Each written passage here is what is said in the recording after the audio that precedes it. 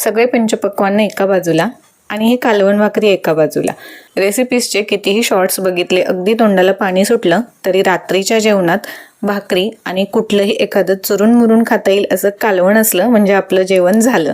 तुमच्यापैकी कोणाकोणाच्या घरी कालवण भाकरी हा शब्दप्रयोग वापरला जातो हे मला कमेंट करून नक्की सांगा.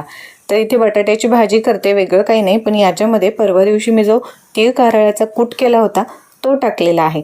तर तीळ कारळ्याचा कूट टाकून अशी ही बटाट्याची भाजी अगदी टेस्टी लागते. थोडीशी झणझणीत केली म्हणजे भाकरी चुरून खायला मजा येते, कारण बटाटा थोडासा नाहीतरी गोडसरच असतो. तीळ कारळ्याचा कूट जो करून ठेवला आहे त्यात तिखट टाकलेलं आहे, त्यामुळे त्या बेतानंच इथे मी याला मसाला टाकलेला आहे.